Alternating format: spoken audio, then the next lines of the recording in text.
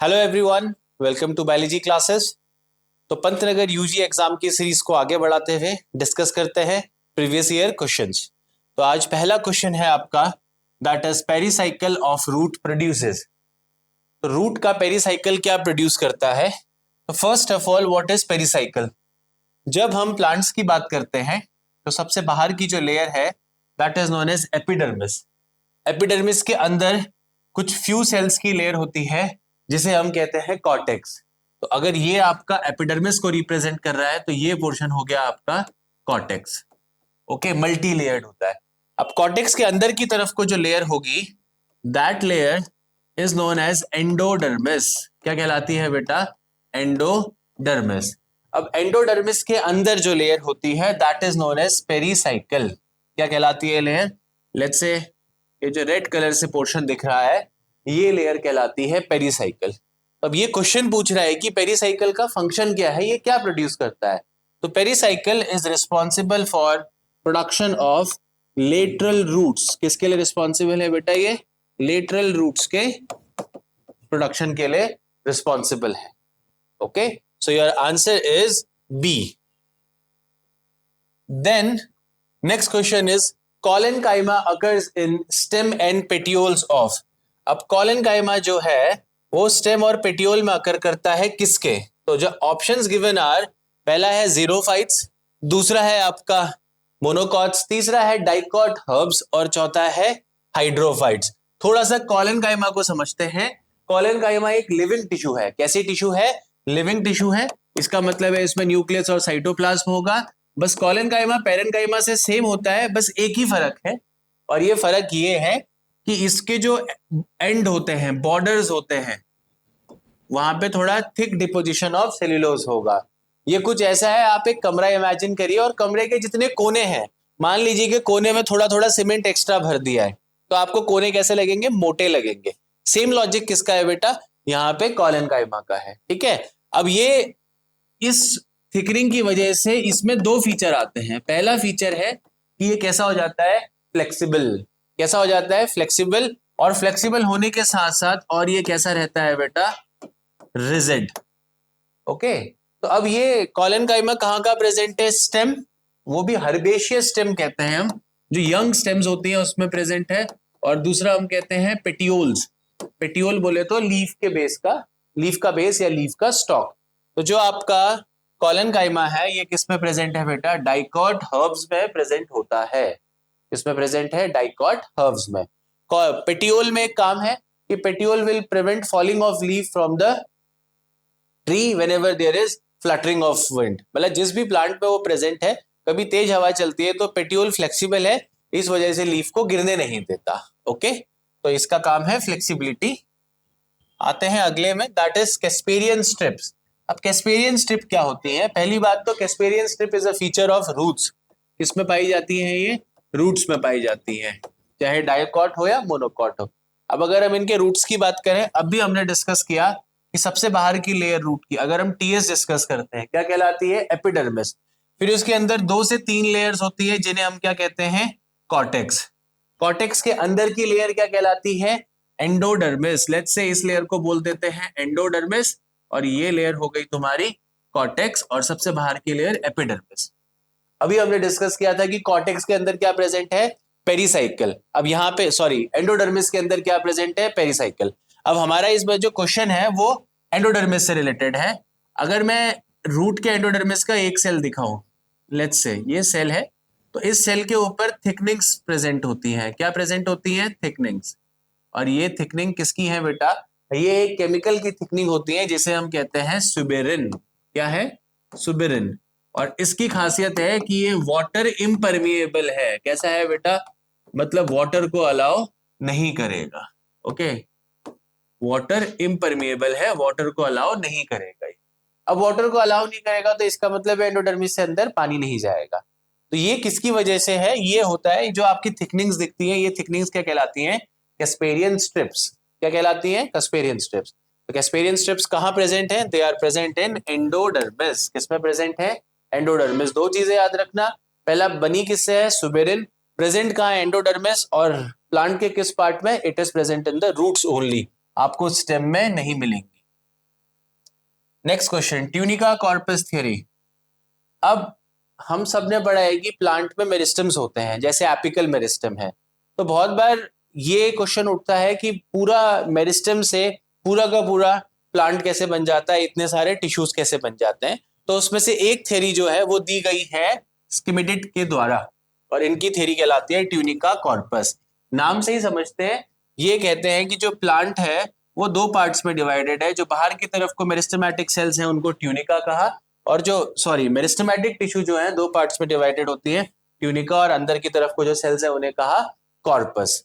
तो अब ये बेसिकली किसके लिए रिस्पॉन्सिबल है, ये शूट एपेक्स को एक्सप्लेन करती है। किसको? शूट एपेक्स को।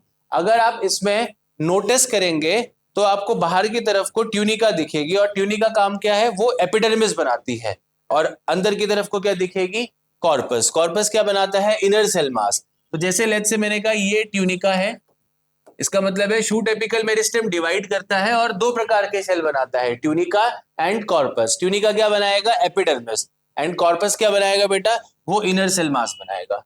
तो ट्यूनिका कॉर्पस, दो बातें, पहला स्किमेटेड ने दी, किससे रिलेटेड है, शूट एपेक्स से रिलेटेड है। कितने प्रकार के सेल्स की बात करता है, ट्यूनिका एंड कॉर्पस। ट्यूनिका ने क्या बनाया, एपिडर्मिस, एंड कॉर्पस ने क्या बनाया बेटा, inner cell mass. Inner cell mass का मतलब जो अंदर कॉर्टेक्स है, वैस्कुलर बंडल्स है, ये सब फॉर्म करता है। फिर अगला क्वेश्चन आता है, वेसल्स आर फाउंड इन। अब वेसल्स किसका फीचर है, vessels is a part of xylem. Vessel किसका पार्ट है बेटा, जाइलम का पार्ट है। अगर आपको याद होगा तो जाइलम और फ्लोएम दो कॉम्प्लेक्स टिश्यूज हैं जो प्लांट में पाई जाती है। जाइलम चार चीजों से मिलकर बना है, पहला वेसल, दूसरा ट्रैकेड्स, तीसरा जाइलम पैरेन्काइमा, और चौथा जाइलम फाइबर। अब इसमें से अगर हम बात करें तो जो मेन कंडक्टिंग स्ट्रक्चर है, काम क्या है जाइलम का, वाटर ट्रांसपोर्टेशन। कहां से, रूट से लीफ तक। तो जो मेन स्ट्रक्चर है जो ट्रांसपोर्टेशन के लिए रिस्पॉन्सिबल है वो क्या है, वेसल्स एंड ट्रैकेट्स। ओके, अब इसमें से भी वेसल्स जो है वो ज्यादा एडवांस है। क्यों? क्योंकि वेसल्स के जो माउथ होते हैं वो वाइड होते हैं, कुछ ऐसा है वेसल आपका, ठीक है। और वेसल्स का एक पेक्यूलर प्रॉपर्टी है, अगर आपने प्लांट किंगडम पढ़ा होगा तो presence of xylem and phloem भी क्लासिफिकेशन का एक क्राइटेरिया है। अब ये पूछ रहा है कि वेसल्स किस में प्रेजेंट हैं। इंटरेस्टिंगली सारे के सारे एंजियोस्पर्म्स में वेसल्स प्रेजेंट नहीं होता। जैसे विंटरेसी एक फैमिली है, उसमें वेसल्स नहीं पाए जाते, और कुछ जिम्नोस्पर्म्स में वेसल्स पाया जाता है, जैसे नीटम एंड एफेड्रा। ओके, तो इसका आंसर है आपका most of the angiosperms and few gymnosperms. मतलब मैक्सिमम एंजियोस्पर्म्स में क्या पाया जाएगा, वेसल्स, और कुछ जिम्नोस्पर्म्स। जिम्नोस्पर्म्स के नाम भी मैंने बता दिए, क्या, एक है एफेड्रा और दूसरा है आपका नीटम। इन दोनों में क्या पाया जाता है, वेसल्स पाया जाता है। ओके, देन अगला क्वेश्चन है आपका, vascular tissue in the flowering plant develops from. अब जैसे अभी हमने पढ़ा कि एक थ्योरी है आपकी ट्यूनिका कॉर्पस थ्योरी। क्या है बेटा, ट्यूनिका कॉर्पस थ्योरी। वैसे ही एक थ्योरी है जिसे हम कहते हैं आपका हिस्टोजन थ्योरी। क्या कहते हैं, हिस्टोजन थ्योरी। अब अगर मैं आपको इस हिस्टोजन थ्योरी की बात करूं तो इस हिस्टोजन थ्योरी के अकॉर्डिंग किसी भी प्लांट में तीन पार्ट्स होते हैं। क्या पार्ट्स होते हैं, तीन पार्ट हैं। पहला पार्ट कहता है ये डर्मेटोजन। इसका कहना है कि प्लांट में तीन हिस्टोजन्स होते हैं जो डिवाइडिंग सेल है, और दूसरा पार्ट है आपका पेरिब्लम, और तीसरा पार्ट है आपका प्लीरोम। तो बहुत बार इसको प्लीरोम पेरिब्लम थ्योरी भी कहते हैं। अब क्वेश्चन पूछा है इसने कि वैस्कुलर टिश्यू फ्लावरिंग प्लांट्स में कहां से डेवलप होते हैं, क्वेश्चन ये है। तो वैस्कुलर टिश्यू बेसिकली जो फ्लावरिंग प्लांट्स में डेवलप होते हैं वो है आपके, डर्मेटोजन बनाता है क्या, एपिडर्मिस। डर्मेटोजन क्या फॉर्म करता है बेटा, एपिडर्मिस। और अगर हम बात करें इसमें पेरिब्लम की, तो पेरिब्लम क्या फॉर्म करता है, कॉर्टेक्स वाला पोर्शन। जो प्लीरोम है वो अंदर के पोर्शन फॉर्म करता है, and that inner portions include vascular bundle. Vascular bundle आ गया, एंडोडर्मिस आ गया, स्टील आ गया, ये सब किसका काम है बेटा, प्लीरोम का काम है। तो ये पूछ रहा है कि वैस्कुलर टिश्यू फ्लावरिंग प्लांट्स में किसे डेवलप करते हैं। Your answer is D, that is plerome. क्या है आपका answer, plerome is your answer. Is that clear, fine. अगले क्वेश्चन में आगे बढ़ते हैं। The common bottle cork is the product of. अब नॉर्मली ये अगर आपको यहाँ पे कॉर्क टर्म है तो सबसे पहले हम कॉर्क टर्म कहाँ पढ़ते हैं? अगर आपको याद होगा रॉबर्ट हुक डिस्कवर्ड सेल, और हम पूछते हैं कहाँ डिस्कवर किया, फिर हम बोलते हैं cork of oak tree. Oak tree के किस में? कॉर्क में। और कैसे किया?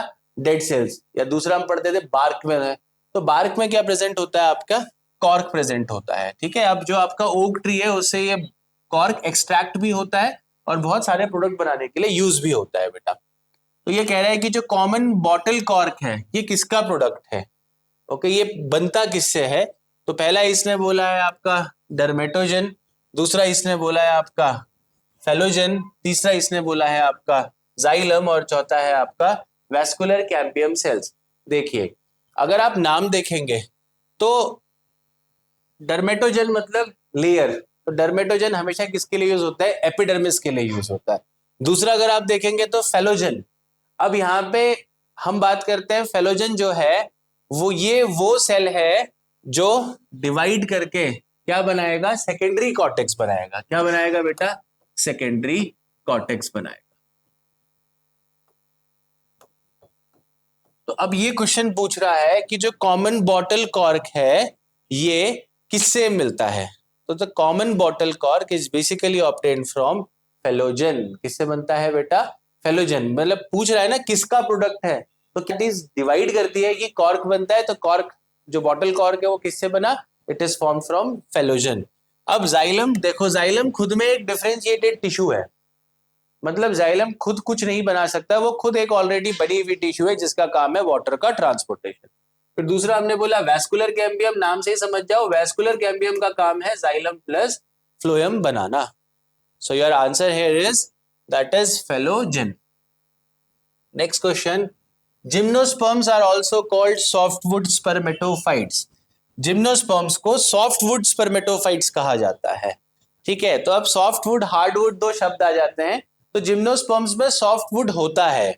इसका मतलब ये नहीं है कि इनका वुड बहुत कमजोर है। ठीक है, आप देखेंगे तो दुनिया के जो टॉलेस्ट प्लांट है उनमें जिम्नोस्पर्म्स आते हैं।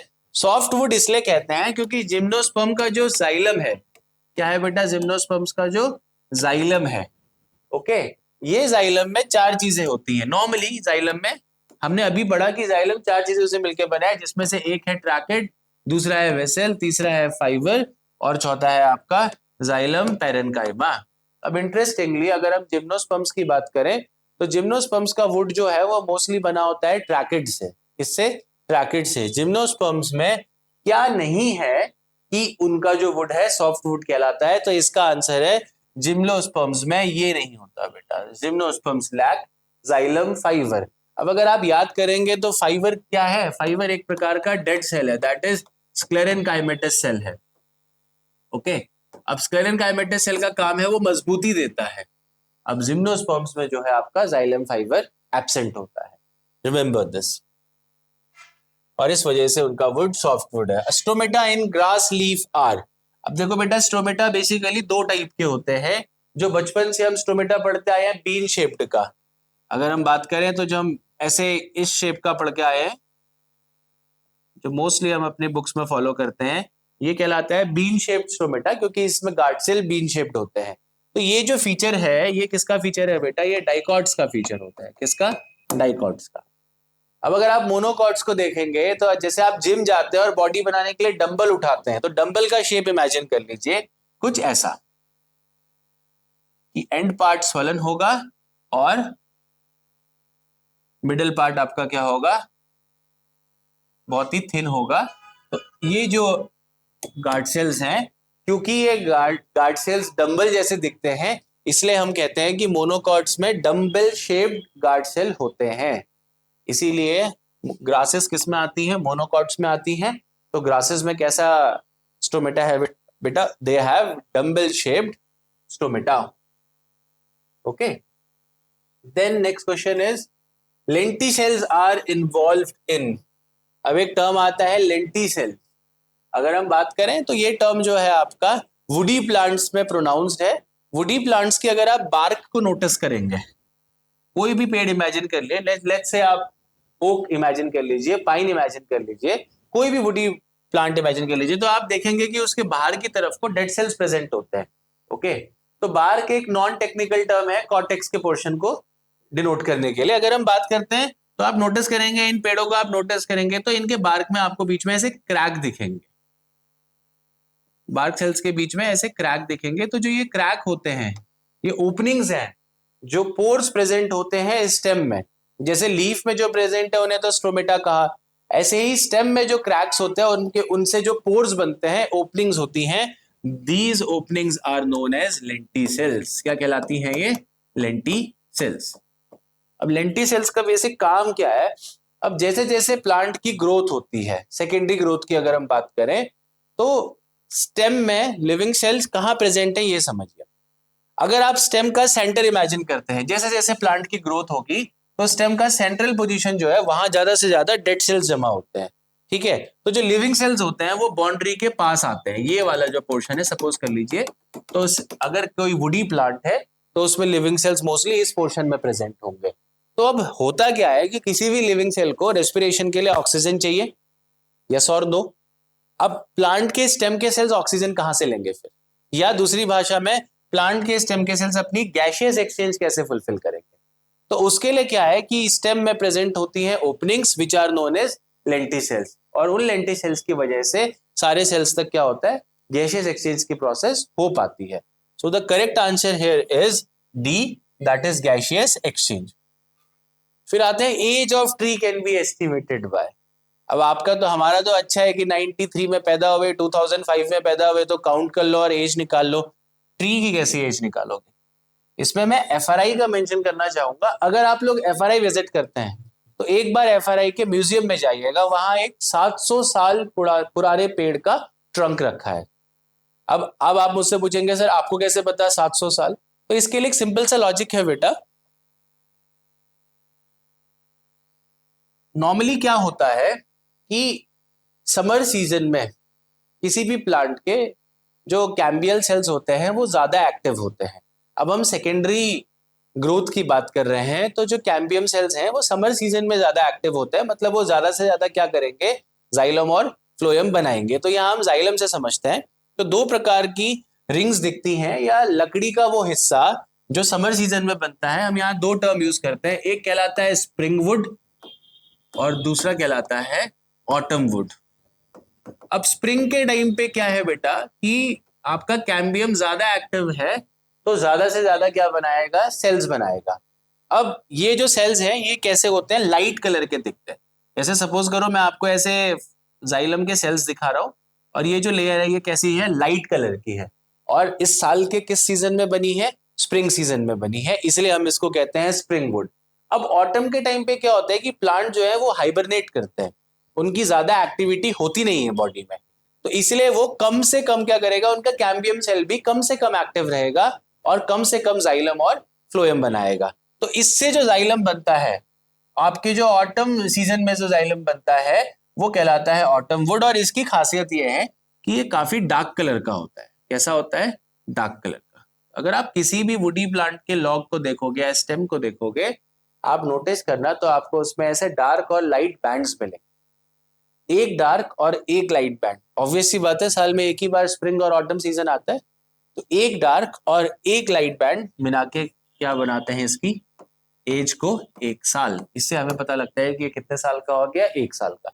ऐसे ही दूसरी रिंग काउंट कीजिए, फिर तीसरी रिंग काउंट कीजिए, ऐसे आप क्या कर सकते हैं? उसकी एज पता लगा सकते हैं। तो यहाँ पे जो ये आपके ऑटम वुड में और स्प्रिंग वुड जो रिंग्स बनती हैं, कलेक्टिवली ये कहलाती हैं एनुअल रिंग्स। क्या कहलाती हैं बेटा?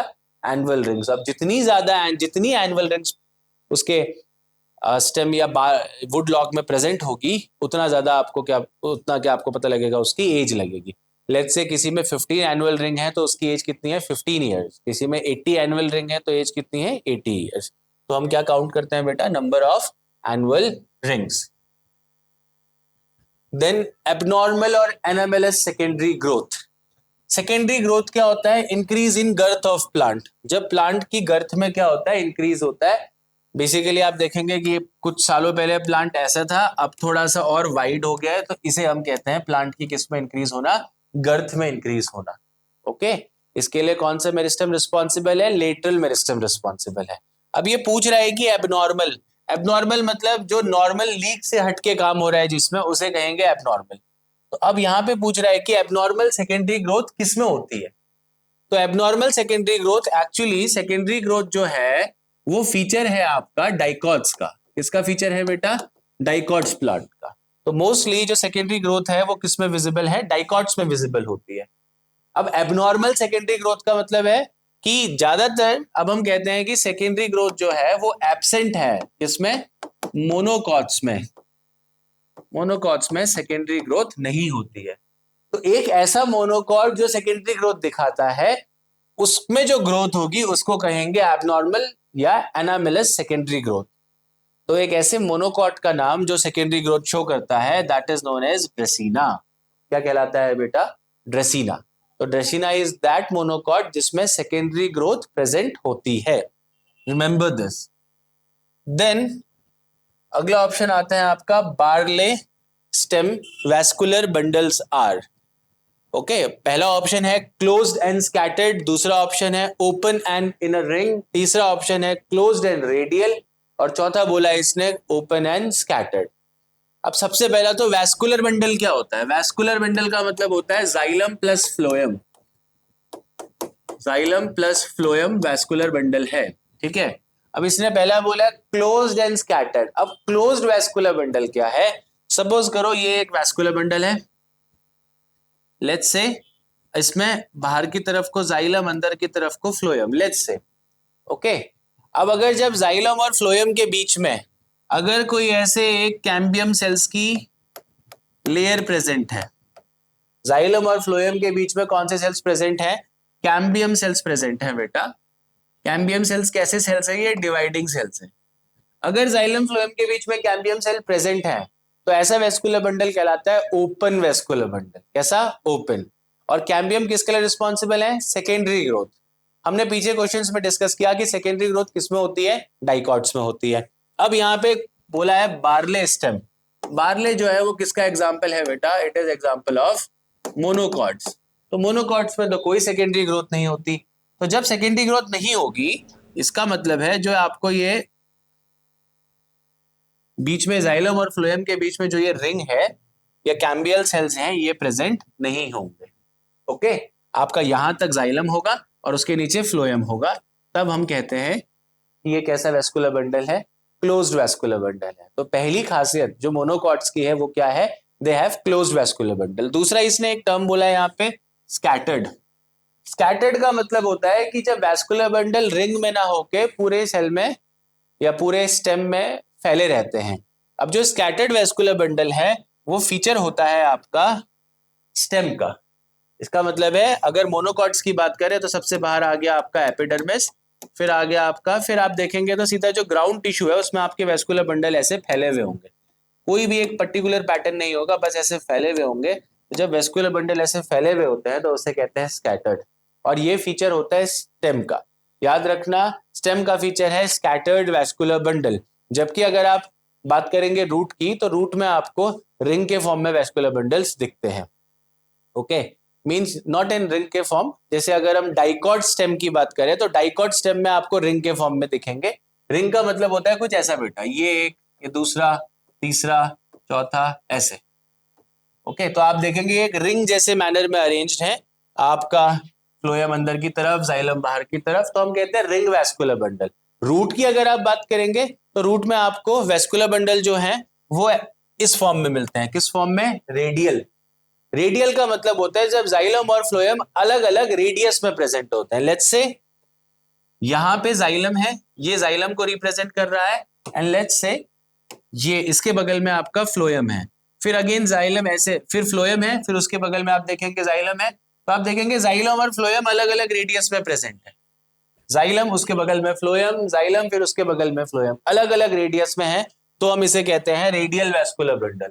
और ये फीचर होता है आपका रूट्स का, R for radial, R for roots. Stem का फीचर होता है जिसको हम कहते हैं आपका कंजॉइंट वेस्कुलर बंडल, जिसका मतलब है आपका जाइलम और फ्लोएम एक ही रेडियस में होते हैं। जाइलम और फ्लोएम एक ही साथ होंगे तभी हम इसको वेस्कुलर बंडल या रिंग फॉर्म भी कह देते हैं कि लेट्स से ये आपका जाइलम है और ये आपका फ्लोएम है। When they are present together तब हम बात करते हैं, इसको क्या कहते हैं हम, कंजॉइंट वैस्कुलर बंडल कहते हैं, जुड़े हुए हैं दोनों एक दूसरे से।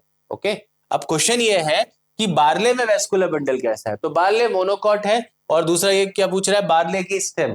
तो स्टेम में कैसे वैस्कुलर बंडल होते हैं बेटा, मोनोकॉट्स में स्कैटर्ड, और दूसरा क्या बोला हमने, vascular bundle are open, sorry close.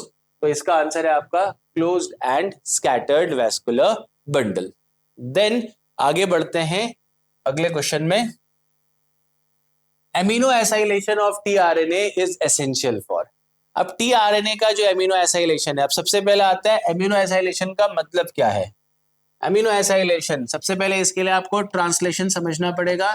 Translation central dogma का एक हिस्सा है। तो ट्रांसलेशन का मतलब क्या है, जब डीएनए से आरएनए बना तो ये कहलाता है ट्रांसक्रिप्शन, और आरएनए भी कौन सा बनता है, एमआरएनए। जब एमआरएनए से प्रोटीन्स बनते हैं तो ये प्रोसेस कहलाती है आपकी क्या, ट्रांसलेशन। तो इस केस में ट्रांसलेशन के लिए आपको बहुत कुछ चाहिए, जैसे एमआरएनए चाहिए, टीआरएनए चाहिए, एमिनो एसिड चाहिए, और आपको राइबोसोम चाहिए। तो अब एमिनो एसाइलेशन ऑफ टीआरएनए का मतलब होता है जब टीआरएनए से किसको जोड़ दिया जाएगा, एमिनो एसिड को। जब टीआरएनए से एमिनो एसिड अटैच कर जाएगा, और वो भी टीआरएनए के किस कोने में बेटा, 3' एंड में। किस कोने में, टीआरएनए के 3' एंड में एमिनो एसिड का जुड़ना कहलाता है एमिनो एसाइलेशन। और ये एमिनो एसाइलेशन किसके लिए रिस्पॉन्सिबल है, रेप्लिकेशन ऑफ आरएनए नहीं, स्प्लाइसिंग नहीं, अगला है initiation of transcription, no, it is responsible for formation of peptide bond. किसके लिए रिस्पॉन्सिबल है, पेप्टाइड बॉन्ड के फॉर्मेशन के लिए। क्योंकि जब तक टीआरएनए चार्ज नहीं होगा, जब तक टीआरएनए चार्ज नहीं होगा, तब तक वो एमआरएनए के कोडॉन्स को रीड नहीं कर सकता। जैसे सपोज करो यहाँ पे एमआरएनए में एयूजी लिखा है, अब एक चार्ज टीआरएनए आएगा जो जिसका एंटीकोडॉन हिस्सा यहाँ से जुड़ेगा, ये टीआरएनए है, यहाँ से जुड़ेगा। सपोज ये टीआरएनए का 3' एंड है, तो यहाँ पे आपका एमिनो एसिड जुड़ा होगा। अब ऐसे ही दूसरा कोडॉन को रीड करने के लिए दूसरा टीआरएनए आएगा, तो जो दो एमिनो एसिड होंगे, वो दो एमिनो एसिड जब तक एक दूसरे से जुड़ेंगे नहीं, तब तक प्रोटीन नहीं बन सकता। और एमिनो एसिड किससे जुड़ते हैं, पेप्टाइड बॉन्ड से। तो वो पेप्टाइड बॉन्ड बनाने के लिए क्या जरूरी है, एमिनो एसाइलेशन ऑफ टीआरएनए या फिर charging of tRNA. Next question is commonly used vectors. क्या, commonly used vectors for human genome sequencing. अब ह्यूमन जीनोम सीक्वेंसिंग के लिए सबसे कॉमनली कौन से वेक्टर यूज होते हैं। तो ह्यूमन जीनोम सीक्वेंसिंग का मतलब है हमारा जो 46 क्रोमोसोम थे उसको हाफ कर, that is 23, means haploid set. अब जो हैप्लॉइड सेट होता है उसको कहा जाता है जीनोम। क्या कहते हैं बेटा, जीनोम। तो जो हमारा हैप्लॉइड सेट ऑफ क्रोमोसोम है, हमने ये चेक करना चाहा कि किस क्रोमोसोम में कहां पे कौन सा सीक्वेंस प्रेजेंट है। तो हमने एक एक सीक्वेंस को जब डेसिफर करना शुरू किया या चेक करना शुरू किया कि अच्छा 10th क्रोमोसोम में यहाँ पे ये सीक्वेंस है, तो ये प्रोजेक्ट कहलाया ह्यूमन जीनोम प्रोजेक्ट। क्या कहलाया, ह्यूमन जीनोम प्रोजेक्ट कहलाया। अब ये इस प्रोजेक्ट में बहुत सारे टूल्स यूज किए, जैसे हमारे क्रोमोसोम नंबर 5 का एक टुकड़ा कट किया रेस्ट्रिक्शन एंजाइम से और उसकी ढेर सारी कॉपीज बनाई। तो कॉपीज बनाने के लिए हमको क्या चाहिए होता था, वेक्टर। वेक्टर, और कॉपीज बनाने के लिए हमको क्या चाहिए, क्लोनिंग वेक्टर। क्या चाहिए, क्लोनिंग वेक्टर, जो किसी भी डीएनए के टुकड़े की कॉपी बना सकते हैं। तो ह्यूमन जीनोम प्रोजेक्ट में जो वेक्टर यूज किए गए थे वो थे आपके बैक एंड यैक। बैक का फुल फॉर्म है बैक्टीरियल आर्टिफिशियल क्रोमोसोम, ठीक है, और यैक का मतलब होता है ईस्ट आर्टिफिशियल क्रोमोसोम। ये जो वेक्टर्स हैं इनकी खासियत थी कि ये 300 से 400 केबी तक, किलोबाइट्स तक, ठीक है, या सॉरी किलोबाइट्स नहीं, किलो बेस पेयर तक डीएनए सीक्वेंस को क्लोन कर सकते थे। कितना कहा मैंने, 300 से 400 किलो बेस पेयर तक। ये कुछ ऐसा है कि कार में अगर आप जा रहे हैं तो मैक्सिमम वहां 4, 5 या 6 लोग ही बैठ पाएंगे। अगर आपको ज्यादा लोगों को ले जाना है तो आपको क्या चाहिए, एक बस चाहिए। तो ये सिंपली एक बस की तरह थी कि क्लोनिंग वेक्टर्स बहुत सारे होते हैं, बट इसकी खासियत ये थी कि ये ज्यादा लोगों को कैरी कर सकता है। मतलब यहाँ पे ये ज्यादा बेस पेयर्स को कॉपी कर सकता है एक ही बार में। तो ये थे आपके BAC and YAC. Next question is most number of genes are located on. अब ये भी ह्यूमन जीनोम प्रोजेक्ट का ही आउटकम है। ह्यूमन जीनोम प्रोजेक्ट 1990s के पास में शुरू हुआ और 2003 के आसपास खत्म हुआ। इस प्रोजेक्ट में दुनिया की बड़ी बड़ी साइंटिफिक ऑर्गेनाइजेशंस इन्वॉल्व थी, like from France, UK, Italy, आपका यूएसए, ये सब इन्वॉल्व थे बेटा, इवन चाइना। तो अब जब इन्होंने पूरा स्टडी कर ली ह्यूमन जीनोम की, तो अब यहां से इन्होंने बताया कि जो सबसे ज्यादा जीन्स होते हैं हमारे, क्या the maximum number of genes are present in किस नंबर ऑफ क्रोमोसोम में? 1 नंबर ऑफ क्रोमोसोम। याद रखना, जो सबसे पहला नंबर ऑफ क्रोमोसोम होता है इसमें सबसे ज्यादा जीन्स होते हैं। मोर देन 2500 जीन्स यहाँ पे प्रेजेंट है।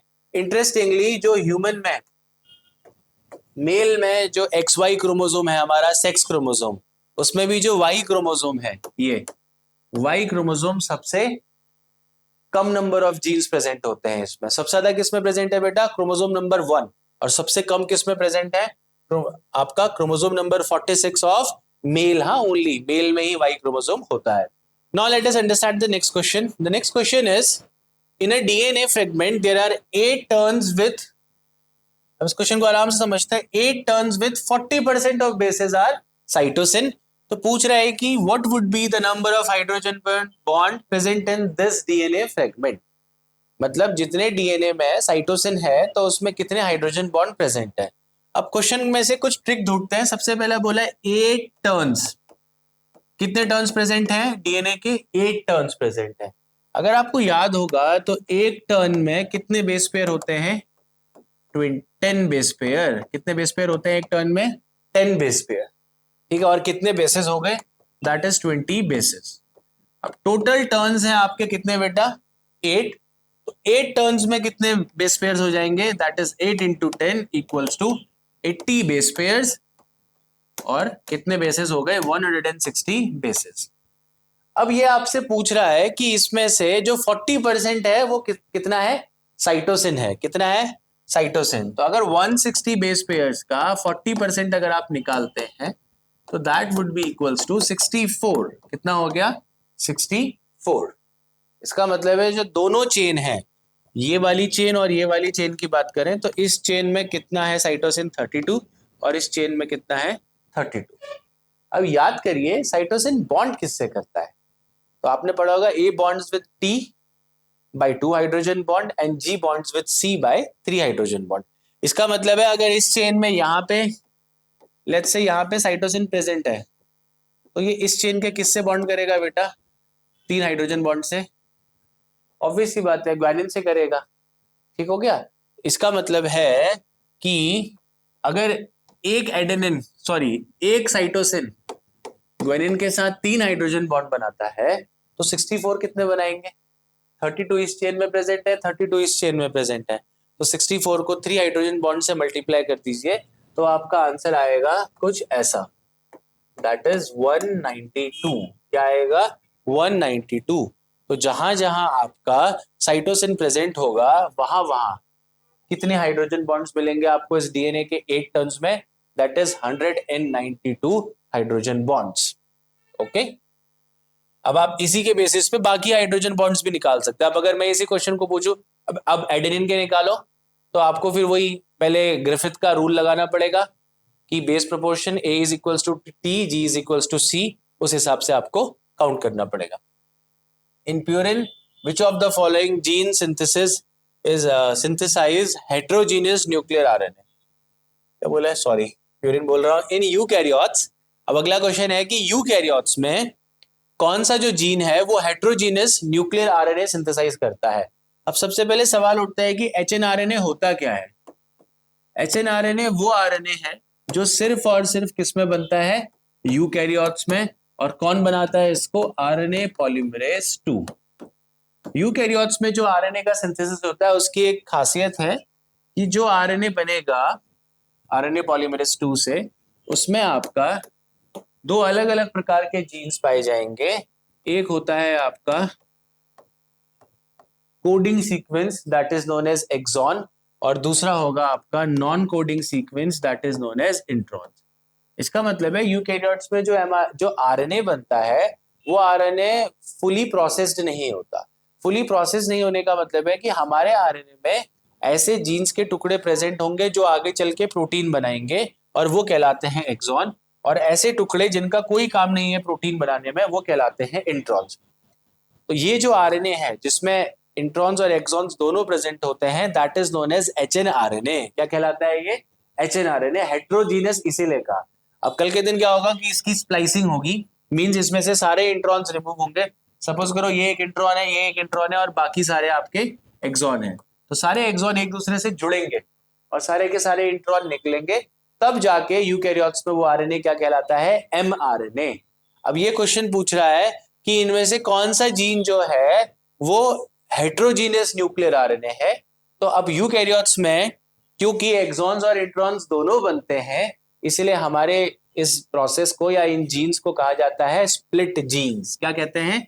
स्प्लिट, टुकड़ों में बन रहे हैं, एक टुकड़ा कुछ दूसरा टुकड़ा कुछ, तो अनवांटेड टुकड़े को हटाइए और सारे वांटेड टुकड़ों को जोड़ दीजिए, तो ये कहलाता है आपका स्प्लिट जीन्स। फिर इसने एक टर्म बोला यहाँ पे होलैंड्रिक जीन्स।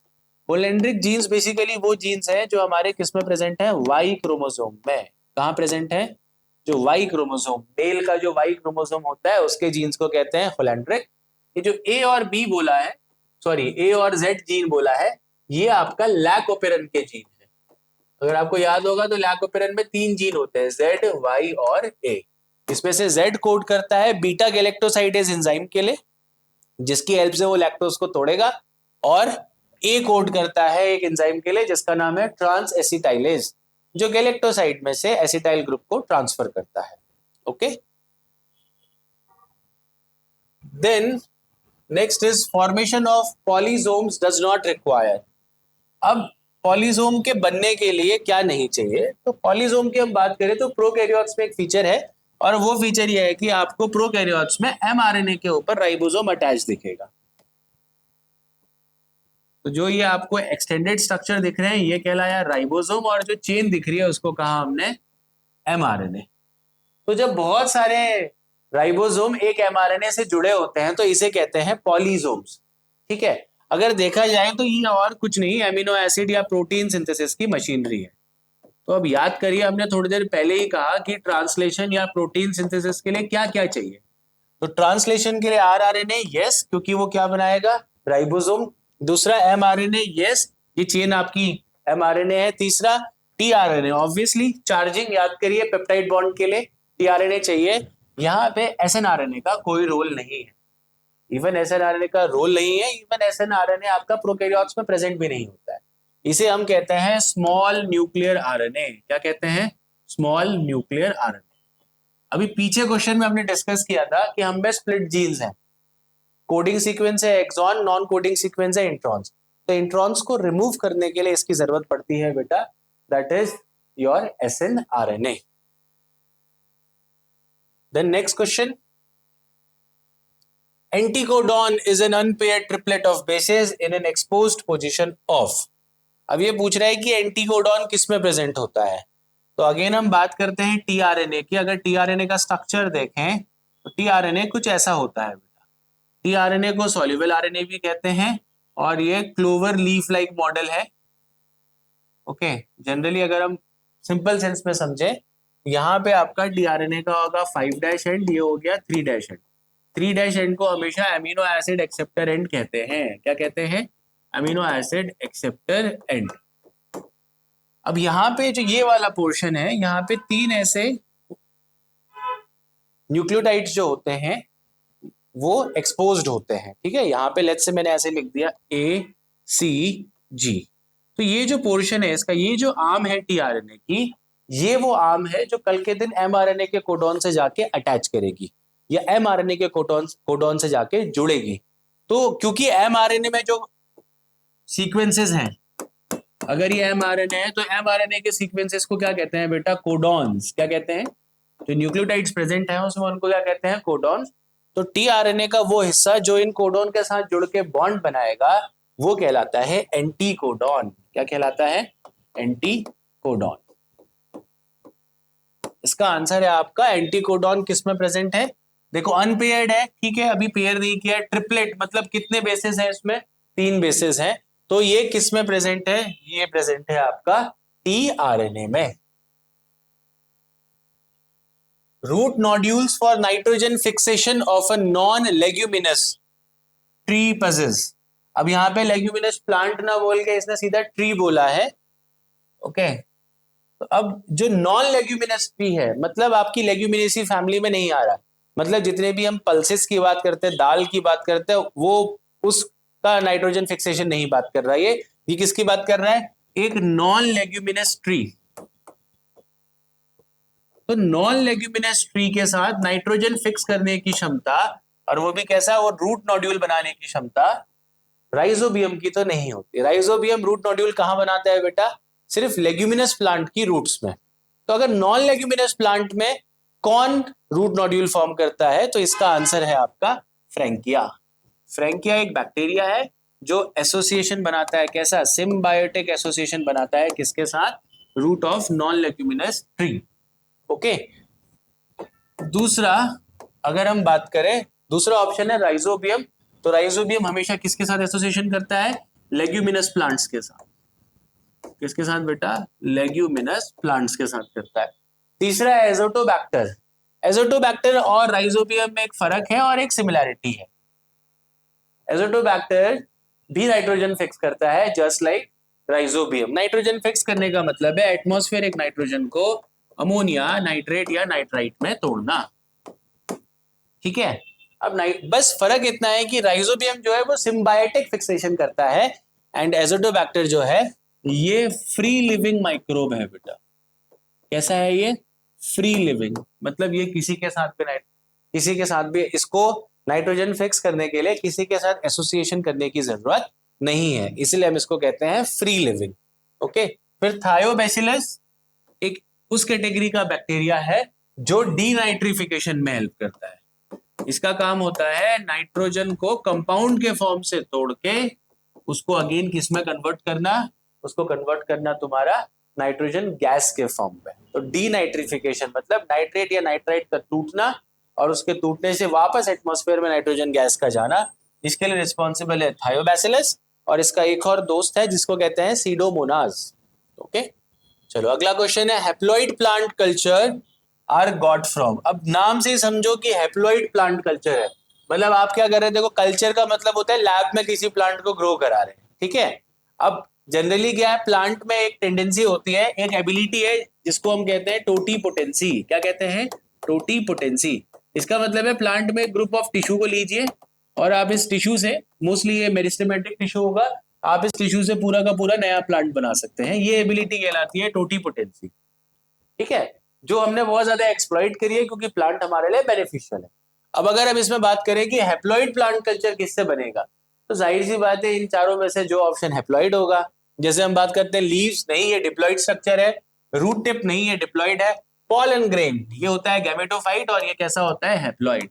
तो जब पॉलन ग्रेन को यूज करेंगे हम कल्चरिंग के लिए, तो ये क्या कहलाता है बेटा? आपका haploid plant culture, but again एक डिप्लॉइड पार्ट है।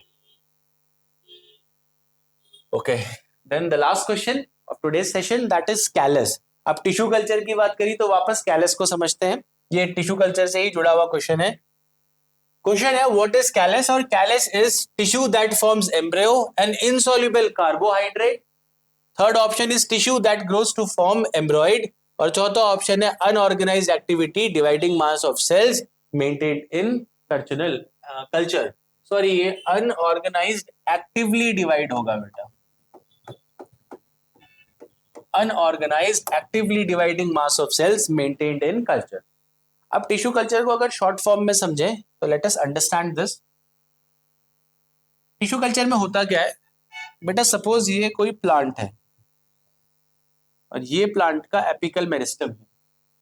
अब आपने इस एपिकल मेरिस्टम को कट किया, मेरिस्टम अपने आप में एक टिश्यू है, और इसको कल्चर मीडियम में रख दिया। कल्चर मीडियम मतलब सारे न्यूट्रिएंट दे दिए और आपने यहाँ पे इसका एपिकल मेरिस्टम रख दिया। Suppose this portion represent apical meristem. अब कुछ समय बाद क्या होगा कि जो ये मेरिस्टेमेटिक टिश्यू है ये डिवाइड करेगा, डिवाइड करके एक रैंडम मास ऑफ सेल बनाए। जो ये रैंडम मास ऑफ सेल होता है ये कहलाता है कैलस। क्या कहलाता है? कैलस। अब इस कैलस को लीजिए और इसको छोटे छोटे टुकड़ों में तोड़ दीजिए। लेट्स से मैंने इस कैलस से बहुत टुकड़े बना दिए, ये 8-10 टुकड़े बन गए। अब इन टुकड़े को आप सिंपल से क्या करिए, इन टुकड़ों को आप एक न्यूट्रिटिव मीडियम में डाल दीजिए जिसमें सारे हार्मोन्स और सारे न्यूट्रिएंट्स हों। एक कॉटन के प्लग के ऊपर इन टुकड़ों को डाल दीजिए। कुछ दिन बाद आप देखेंगे कि जो आपने ये पीसेस डाले, इन पीसेस से क्या हो गया, नए प्लांट्स बन गए। तो आपने क्या किया, एक प्लांट की टिश्यू से लेके आपने पूरा का पूरा नया प्लांट बना दिया। तो जिस टिश्यू को लिया ये प्लांट का हिस्सा है, इसलिए इसे कहते हैं एक्सप्लांट। क्या कहा, तो यहाँ मेरिस्टेमेटिक टिश्यू लिया, ये क्या कहलाया, एक्सप्लांट। अब जो फाइनली जो प्लांट बन गया ये कहलाएगा प्लांटलेट। क्या कहलाएगा, प्लांटलेट। ठीक है। अब इसमें पूछ रहा है टिश्यू कल्चर में, बीच में आपने कहीं एक नाम सुना, कैलस। तो कैलस क्या है, एक रैंडम मास ऑफ सेल्स है, एक पीस है, टुकड़ा है। ठीक है, तो इसका ऑप्शन होगा आपका D, that is unorganised actively dividing mass of cell maintained in culture. तो इस कल्चर में ये मेंटेन्ड है, इसको हमने क्या कहा, कैलस कहा। So that is all for today. Thank you so much.